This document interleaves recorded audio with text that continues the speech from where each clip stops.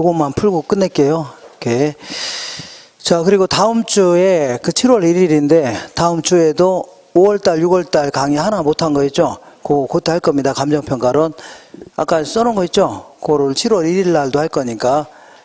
그러니까 5월달, 6월달 다 못 마친 게 있는데 그때 할 겁니다. 무슨 얘기 하겠죠? 언더스탠? 그래도 이해 속도가 빠르시네요. 자, 거기 보시니까 자, 자기자본 수익률을 계산할 때 지분 수익률 혹은 자기자본 수익률 이렇게 얘기하는데 얘를 계산할 때는 항상 내 돈 투자액 대비해 갖고 내가 1년 동안 번 돈 있죠? 요걸 얘기하는데 1년 동안 버는 돈에는 이렇게 해서 장사해서 번 돈도 있겠지만 부동산 가치가 오르는 거 있죠? 요것도 집어넣어야 됩니다. 예를 들어서 내가 이제 대출 잔뜩 끼고 5억짜리 상가를 구입했는데 1년 동안에 2억이 오른 겁니다. 그러면 팔더라도 2억 남는 거죠? 요것도 집어넣어야 됩니다. 이렇게. 자, 읽어볼게요. 다음 같은 1번 상황에서 임대주택 투자자의 1년간의 자기자본 수익률은 임대주택의 총 투자액은 1억짜리랍니다. 차입금은 6천만 원, 내 돈은요 4천만 원이랍니다. 그러니까 내 돈은 어쨌거나 4천만 원 투자했네요. 자, 이렇게 한 다음에 거기 보시니까 차입 조건은 이자율은 연 8% 요것만 기억하시면 됩니다. 그리고 1년간의 순 영업소득이 800만 원이죠. 요 800만 원 이게 입문 과정에서는 그 세금 효과를 무시한다면 얘가 바로 내가 가져갈 수익과 은행이 가져갈 수익이 섞여 있는 겁니다. 알겠죠? 그러니까 요 800만 원이 벌긴 벌었는데 이게 전부 내 돈이 아니죠. 은행 이자를 빼야 될 거 아닙니까? 은행에서 6천만 원 빌렸죠. 요거에 대해서 8% 이자를 빼야 됩니다. 이렇게. 이게 바로 장사에서 번 돈입니다. 뭐라고요? 장사에서 번 돈.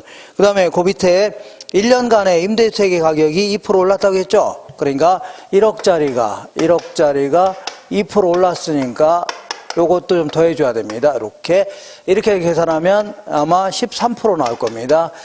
자, 이렇게 해서 계산, 이거 가끔 물어보니까 계산할 줄 아셔야 되는데, 이거 할만한가요? 자, 2번 볼게요. 부동산 투자의 위험 및 위험 관리에 관한 설명 중 틀린 것은 1번의 유동성 위험은 팔려다 못 팔아서 결국은 헐값에 파는 거 있죠? 이런 걸요, 유동성 위험이다. 투자 부동산을 현금으로 전환하는 과정에서 발생하는 시장 가치의 손실 가능성, 이걸 뭐라고요? 유동성 위험이라는 겁니다. 3번이 틀렸는데 위험도가 높은 자산을 투자해서 제외시키는 것을 위험의 전가다. 위험의 전가라는 표현을 쓰면 안 되고 위험을 회피한다 이런 표현을 써야 됩니다. 위험을 제거한다. 전가라는 것은 내가 부담해야 될 위험을 타인에게 떠넘기는 거 있죠. 그죠? 그러니까 임대차 계약할 때 물가 상승률만큼 임대를 올리겠다는 얘기죠. 이런 걸요, 위험의 전가라는 겁니다. 그래서 요거는 위험을 회피한다 이런 표현이 맞는 표현입니다. 그 다음에 자, 3번 볼게요. 부동산 투자의 위험과 수익에 관한 다음 기술 중 타당하지 않는 것은, 자, 나중에 우리 할인 현금 수지 분석법은 요거는 내 손에서 나간 돈, 앞으로 들어올 돈이죠. 요거를 1년 있다 처분한다 과정했을 때 앞으로 들어올 돈을 요구 수익이라는 걸 할인합니다. 할인하게 되면 이 부동산에 이만한 가치가 있다 이런 얘기입니다. 이걸 투자 가치라는 겁니다. 그래서 여기서 요거 뺀 걸요 수년가, 이것분에 이거 한 걸요 수익성 지수 이렇게 얘기하는데 1번 볼게요. 위험이, 자 3번 보겠습니다. 3번, 큰 3번. 부동산 투자의 위험과 수익에 관한 다음 기술 중에 타당하지 않는 것은 1번 위험이 클수록 투자자의 요구 수익률이 커지므로 대상 부동산의 투자 가치는 감소한다. 맞는 겁니다. 왜냐하면 위험이 커지면 요구하는 수도 높이려고 하죠. 그러니까 할인율이 올라가니까 투자 가치는요 낮게 평가됩니다. 알겠죠? 낮게. 그 다음에 2번 볼게요. 투자자들은 기대 수익률이 동일한 여러 대안 중에서 덜 위험한 쪽을 선택하게 되는데 이를 위험 선호적이 아니라 위험 회피적 투자자 이렇게 표현합니다. 그러고요, 위험 회피적. 자, 기대치가 동일하다면 가능하면 위험이 작은 놈을 선택하려는 이러한 사람을요 위험 회피적 해줍니다. 그 다음에 4번 볼게요. 큰 4번. 포트폴리오 이론에 대한 설명으로 틀린 것은 2번 볼게요. 포트폴리오 구성하는 자산의 수가 많을수록 비체계적 위험이 감소되는 이유는 포트폴리오를 구성하는 각 자산의 수익률의 변동이 동일한 모습을 보이지 않는다는 얘기죠. 그러니까 하나가 올라가면 하나가 떨어지거나 이렇게 해서 동일한 모습을 보이지 않기 때문에 마이너스 효과를 플러스 효과로 깔 수가 있다는 얘기죠. 그래서 이런 효과가 나타납니다. 이렇게 4번 해볼게요. 4번에 4번. 최선의 포트폴리오 선택한다는 것은 피할 수 있는 비체계적 위험을 제거하여 안정된 투자 수익을 확보하겠다는 얘기죠. 이거 맞는 겁니다. 5번이 틀렸는데 포트폴리오 구성 자산들의 수익률표가 완전한 음의 상관관계가 있다. 마이너스 1일 때 있죠. 이때는 두 자산 간의 상관관계가 마이너스 1일 때는 정확히 반대로 움직인다는 얘기입니다. 아시겠죠? 그러니까 A하고 B를 분산 투자했더니 A가 10% 올라갈 때 B는 10% 떨어진다는 얘기죠. 그러면 비체계적 위험을 100% 제거할 수 있습니다. 근데 여기서는 완전한 음의 상관관계가 있을 경우에 자산 구성비를 조정하면 체계적 위험을 0까지 줄이는 게 아니라 비체계적 위험을 0까지 줄인다 해줘야 돼요. 어쨌든 문제 읽다가 체계적 위험이 줄어든다 이런 표현 다 틀린 겁니다. 비체계적 위험을 줄일 수 있다 이렇게 해줘야 됩니다. 5번 볼게요. 다음은 부동산 포트폴리오 이론에 관한 설명이다. 가장 거리가 먼 것은 2번에 위험과 수익을 평가하는 방법으로 평균 분산 결정법이 있는데 얘는요 기대치가 동일하다면 가능하면 위험이 작은 놈을 선택하고 위험이 동일하다면요 기대치가 높은 놈 있죠. 요걸 선택하겠다. 이걸요 평균 분산 결정법이라는 겁니다. 자, 그 다음에 여기서는 뭐가 틀렸냐면 5번이 틀렸는데 부동산 투자의 위험에는 피할 수 있는 위험과 피할 수 없는 위험이 있는데 전자는 피할 수 있는 위험이죠. 요거를 자 체계적 위험이 아니라 비체계적 위험이다 해줍니다. 전자를 비체계적 위험, 후자를요 비체계적이 아니라 체계적 위험이다 해줘야 돼요. 이렇게 체계적과 비체계를 바꿔놓으세요. 이렇게. 그 다음에 6번 보겠습니다. 화폐 시간가치 계산에 관한 설명으로 틀린 것은 자 연금의 현가계수의 역수는요 저당상수입니다. 그러니까 연금의 현가계수는 현재가치계수는 저당상수의 역수이다. 맞는 편입니다. 아시겠죠? 저당상수는요 연금의 현재가치계수의 역수이고 그러니까 맞는 편이에요. 1번 아시겠죠? 그러니까 연금의 현재가치계수는 뭐의 역수라고요? 저당상수의 역수이다 해줘야 돼요. 3번 볼게요. 어떤 퇴직자가 매월 연금으로 자 그러니까 여기서 이제 조심할 게 있는데 어떤 퇴직자가 퇴직금을 연금으로 받자마자 자 은행에다 적립했다고 가정하는 겁니다. 적립하게 되면 적금 찾을 돈이 얼마냐 이런 경우 있죠. 이럴 경우에는 불이백 있죠. 불이백에다가 뭘 곱하면 돼요? 연금에 내가계수 곱하면 돼요. 연금에 뭐라고요? 내가계수. 자 읽어볼게요. 자, 조심하세요. 어떤 퇴직자가 매월 받는 연금으로 일정 기간 적립한 후에 받자마자 적립했다고 생각하시면 돼요. 적립한 후에 달성되는 금액을 산정할 경우에는 연금의 현재가치계수가 아니라 연금의 미래가치계수를 사용합니다. 뭐라고요? 미래가치계수를 사용하는 겁니다. 이렇게. 자, 요거를 시간이 좀 걸리기 때문에 이렇게 조심하세요. 그러니까 퇴직금이 지금 시점에 얼마를 받을 수 있냐 그게 아니라 퇴직금을 받자마자 적금에 불입했다고 가정하면 됩니다. 그럼 적금 찾을 돈이 얼마냐 그거 물어보는 겁니다. 자, 7번 볼게요. 다음은 연복리표의 활용에 대한 설명이다. 매년 100만 원을 20년간 받을 수 있는 퇴직연금을 현재 일시에 받는다면 얼마인가. 그러니까 20년 동안 자 20년 동안 100만 원씩 받을 게 있답니다. 20년 동안 자 100만 원씩 받을 게 있습니다. 100만 원.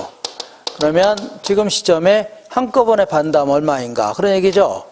맞죠? 그러면 100만 원 곱하기 뭘 곱하면 돼요? 연금의 현가계수 곱하면 됩니다.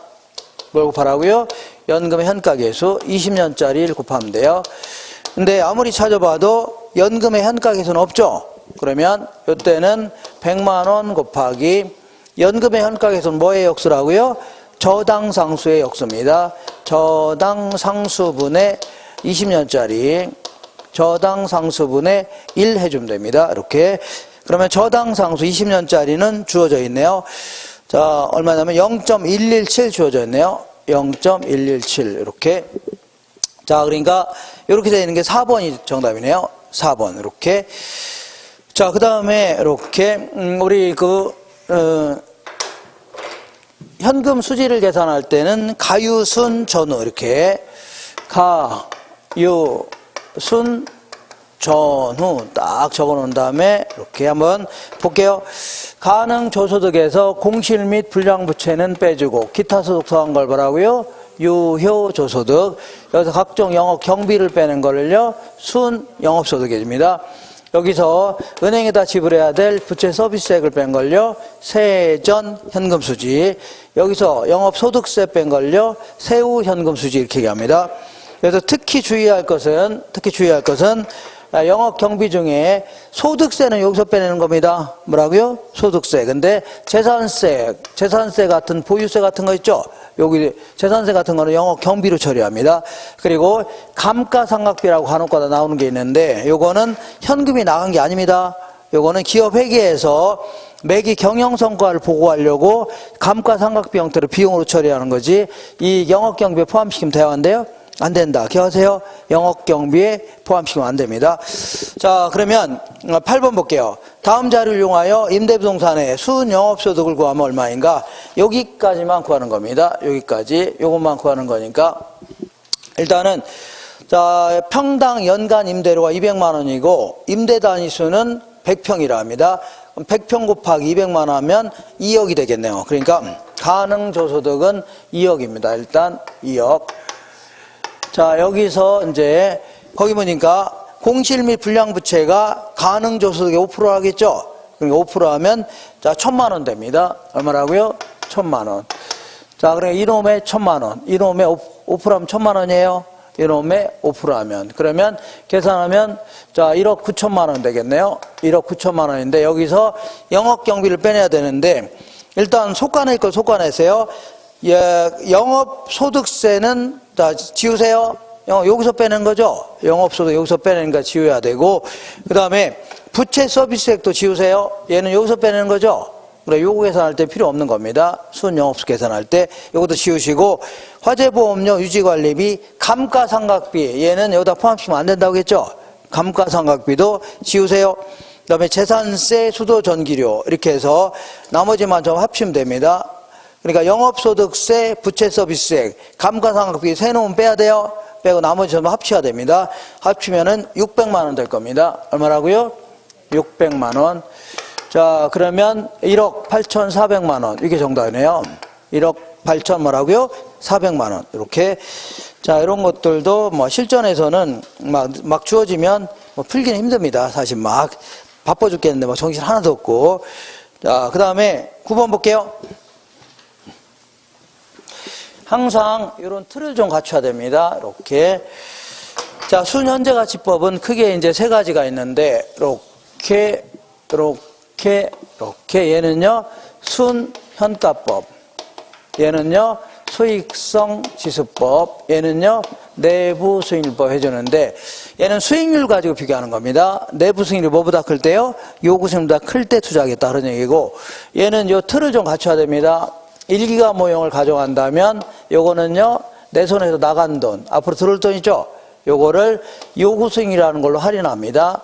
다른 데 투자했더라면 충분히 얻을 수 있는 수익률로 할인해 갖고 어떤 금액이 나와야 안 나와요? 나오죠. 그러면 여기서 요거 뺀 걸 뭐라고요? 순환가. 순환가는 0보다 크거나 같아야 돼요. 그 다음에 이것분의 이거 한 걸 뭐라고요? 수익성 지수는 1보다 커야 됩니다. 읽어볼게요. 9번. 부동산 투자 분석에 대한 설명으로 틀린 것은 2번 해볼게요. 내부 수익률이 요구 수익률보다 작다는 것은 투자 가치가 없다는 얘기입니다. 그렇기 때문에 순현재 가치가 0보다 큰 게 아니라 작다는 뜻입니다. 뭐라고요? 순현가가 0보다 작다는 뜻입니다. 그 다음에 4번 볼게요. 자, 그 9번의 4번. 순현재 가치는, 순현가는 장래 발생할 현금 유입액의 현가총액에서, 장래 발생할 현금 유입액의 현가총액에서, 그 다음에 현금 유출액의 현가총액. 유출액의 현가총액은 제로 시점에 나간 거니까 투자액을 얘기하는 겁니다. 유출액의 현가총액을 차감한 금액이다. 이거 맞는 겁니다. 그리고 요거 항상 요게 이제 계산 문제로 이제 나오는데 거의 1기간 모형을 물어봅니다. 몇 기간이라고요? 9%의 문제에는 1기간 모양을 물어봅니다. 1년 있다 처분한다고 가정하는 겁니다. 자, 10번 볼게요. 다음 표와 같은 투자 사업들이 있는데 이 사업들은 모두 사업기간이 1년이며 금년에는 현금 지출만 발생하고 내년에는요 현금 유입만 발생한답니다. 할인율은 5%랍니다. 요구 수익률이 5%라는 얘기입니다. 이렇게 할인율이 몇 프로라고요? 5%다. 이렇게. 자, 그러면 그 다음 중 틀린 것은 하나만 더 풀어볼게요. A 하나만 풀어볼게요. A 하나만 풀어보자. A 부동산을 보니까 금년에 현금 지출이 300만 원입니다. 금년에 현금 지출이 300만 원 나갔고 1년 후에 이제 630만 원 들어오네요. 630만 원. 자, 문제에서는 요거를 630만 원 곱하기 일시불의 현가액에 곱하면 돼요. 그래, 곱하면 돼요. 5% 빼는 겁니다. 근데 요거는 무조건 이런 문제가 나오면 거의 이렇게 물어봅니다. 거의 이렇게 물어보니까 무조건 이렇게 하는데요. 630만 원 나누기 10% 하면 1.1로 나누면 돼요. 20% 하면 뭐라고요? 1.1로 나누면 돼요. 원래 이게 어떻게 되냐면 이렇게 되는 겁니다. 630만 원 곱하기 일시불의 현가계수는 1 플러스 R의 N제곱분의 1이죠. 1기간 모형이니까 1 하나만 하죠. 만약에 5%다 그러면 여기다가 0.05를 더하면 돼요. 10% 하면요 0.1을 더하면 돼요. 그죠? 그러니까 자, 만약에 이게 10%다 그럴 경우는 나누기 얼마라고요? 1.1 해주면 되고 20% 하면 뭐라고요? 나누기 1.2. 그러면 5% 하면 뭐를 곱하면 돼요? 뭐로 나누면 돼요? 나누기 1.05 해주면 됩니다. 알레? 자, 나누기 얼마라고요? 1.05. 몇 번 했는데 이거 나누기 1.05 해주면 돼요. 그러면 이거 얼마 나와요? 600만 원 나옵니다. 얼마 나온다고요? 600만 원. 자, 그럼 다 됐네요. 자, A 부동산은 자, NPV를 수년가로 하는 겁니다. 그 다음 PI를요, 수익성 지수다. 그러면 A는 수년가는 여기서 요거 뺀 거죠? 300만 원 됩니다. 수년가는 얼마라고요? 300만 원. 그 다음 PI는요, 이것분의 이거라고 했죠? 2가 됩니다. 이렇게 해서 계산한 걸 다 답을 할게요. 오케이. 자, 다 답은 됩니다. 답만 적어볼게요. 요거는 200, 300, 150입니다. 200, 300, 150만 원 이렇게. 그 다음 수익성 지수는요. 3, 4, 2.5입니다. 3, 4, 2.5 이렇게 됩니다. 이렇게. 자, 요 나누기 1.110을 현가액에서 곱한 거예요. 오케이. 그러면 볼게요. 그리고 얘는 얼마짜리냐면 300만 원 투자한 거네요. 300만 원 투자했고 여기서부터는요 100만 원짜리입니다. 100만 원짜리. 여기도 얼마라고요? 100만 원짜리. 이렇게. 자, 볼게요. 자, 거기 1번 볼게요. A와 C의 NPV는 같다. A와 C의 NPV는 같죠? 2번 볼게요. NPV가 가장 작은 사업은 D겠네요. D다. C의 PI는 4이다. C의 PI는 4죠? 그 다음에 자, PI가 큰 순서는 자보세요. 자, PI가 큰 순서는 C, B, D, A네요. C, B 뭐라고요? D, A. 요게 틀렸네요. C, B, D, A. 자, 그리고 자, 얘는 자, 이 300만 원을 투자했지만 나중에 팔 때는요. 600만 원 정도를 받고 팔려고 합니다. 그렇기 때문에 이 수년가 자체가 그 사람의 재산 가치의 증가가 되는 겁니다. 뭐가 증가라고요? 재산 가치 증가. 그렇기 때문에 만약에 300만 원을 A 한 군데만 투자하면 그 사람의 재산 가치는 300만 원이 증가하는 겁니다. 근데 300만 원을 세 군데 나눠 투자하면 이만큼이 그 사람의 뭐라고요?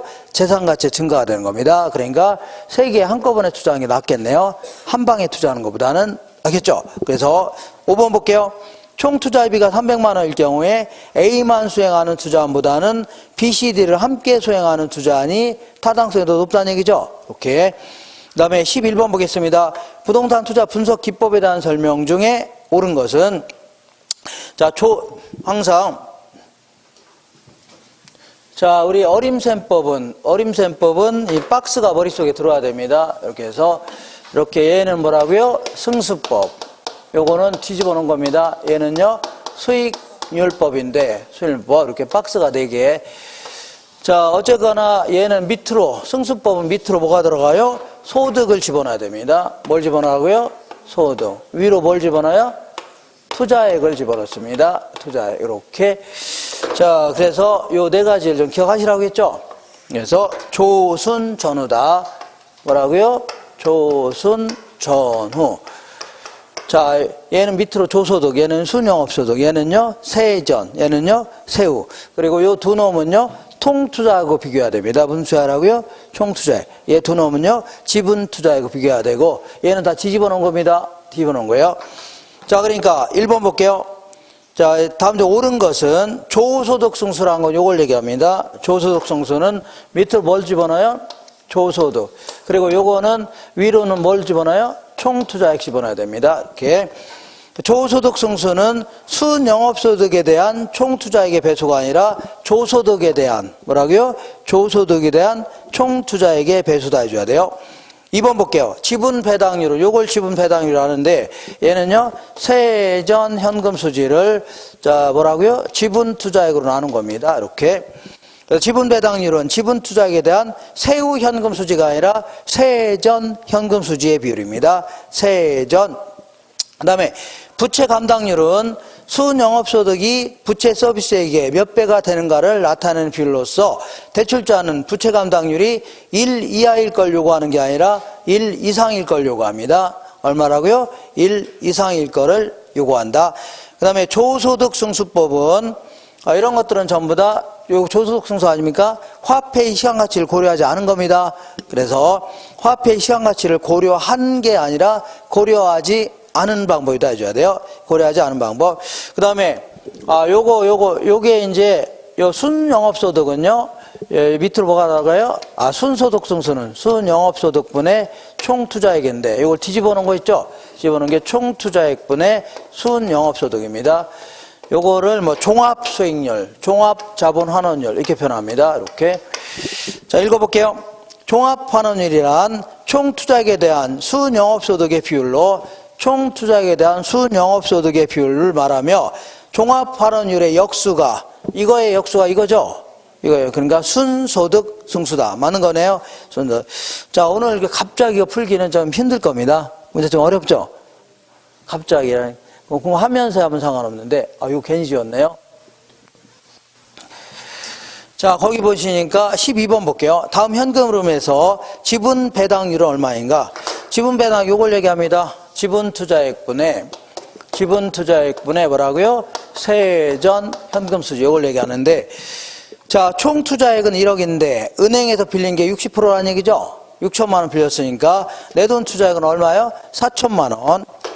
내 돈 투자액은 얼마라고요? 4천만 원입니다. 4천만 원. 지분 투자액, 이렇게. 그 다음에 이거 뭐만 계산하면, 세전 현금 수지만 계산하면 되는데, 세전은요, 가, 유, 순, 전후, 이렇게 한 다음에, 이렇게 볼게요. 자, 먼저, 유효조소득은 2,500만 원이랍니다. 유효조소득은 2,500만 원, 이렇게. 자, 그 다음에, 영업경비는요, 500만 원이랍니다. 여기서 500만 원 빼줘야 되겠네요. 그러면 얘는요, 2,000만 원이 되겠네요. 여기서 이제 부채 서비스액을 빼야 되는데, 1,000만 원 빼줘야 되겠네요. 1,000만 원 빼자. 그러면 얘가 얼마라고요? 1,000만 원이 됩니다. 그러니까 세전 현금수가 1,000만 원이니까, 이렇게 계산하면 25%가 될 겁니다. 몇 프로라고요? 25%. 0.25가 되니까. 자, 좀 갑자기 하려니까 좀 힘들겠네요. 그죠? 그래서, 자, 어떻게 좀, 약간 기억은 나시나요? 기억은 나시네요. 그 다음에 13번 보겠습니다. 부동산 관리에 대한 기술 중 틀린 것은, 이 3번 볼게요. 주거용 부동산에서 임차인을 선정할 때는 타 임차인들 간의 유대성을 고려하여 선정하는 게 좋다는 얘기죠. 잘 어울려서 지낼 수 있냐를 고려해야 됩니다. 5번에 자가관리는 관리 업무의 타성화를 방지할 수 있다. 자, 이 자가관리 같은 경우는 타성화 현상이 나타날 수밖에 없는 겁니다. 그러니까 요거는 자가관리가 아니라 위탁관리는 해줘야 돼요. 위탁관리는 관리 업무의 타성화를 방지할 수 있죠. 얘들은 관리 잘못하면 쫓겨날 거 아닙니까? 그러니까 맨날 하는 짓만 반복하고 그러면 안 되겠죠. 오케이. 자, 그래서 이렇게 5번이 틀린 겁니다. 그 다음에, 자, 14번 볼게요. 자, 부동산 관리에 대한 내용 중 틀린 것은 법률적 관리에는 인력관리, 권리관계의 조정을 위한 관리 등이 포함된다. 어떤 맞는 듯한데 인력관리 있죠? 요거는 경제적 관리입니다. 무슨 관리라고요? 경제적 관리. 그 다음에 3번 볼게요. 14번에 3. 소유주나 기업의 이윤 극대화를 위하여 부동산 가치를 증진시킬 수 있는 다양한 방법을 모색하는 거 있죠? 요거를요, 자산관리다. 그러니까 가치 증진 방안까지 모색하는 걸 뭐라고요? 자산관리해 주는 겁니다. 현 시설을 운영, 유지하는 정도를 하는 걸요, 시설관리 이렇게 얘기합니다. 15번 볼게요. 부동산 관리에 관한 기술 중 설명 중 가장 적절하지 않는 것은 2번이 틀렸는데, 수은임대차는 임차인의 총수입 중에서 일정 비율을 임대료로 지불하는 방법이 있죠. 요거는 순임대차가 아니라 비율임대차에 대한 설명입니다. 비율임대차. 그 다음에 4번 볼게요. 위탁관리는 건물관리의 전문성을 통하여 노후화의 최소화 및 효율적 관리가 가능하여 대형 건물의 관리에 유용한 방식이라는 얘기죠. 이거 맞는 겁니다. 자, 그래서 오늘은 뭐 요 정도 하고, 얼른 많이 늦었네요. 식사하시고. 자, 이렇게 토요일 날, 일요일 날 있죠? 일요일 날 저거 실전식으로, 거기 이 400문제를 중에 10회분이면 400문제죠? 그 중에서 제가 겹치는 거 다 빼고 이렇게 해서 200문제를 딱 뽑았는데 그거를 다 풀면 되는 겁니다. 그러면 그걸 풀었는데 점수가 안 나온다. 그러면 무슨 연구 대상이라고요? 연구 대상이라는 얘기죠. 이렇게 해서 한번 시간 내시면 꼭 들리세요. 예?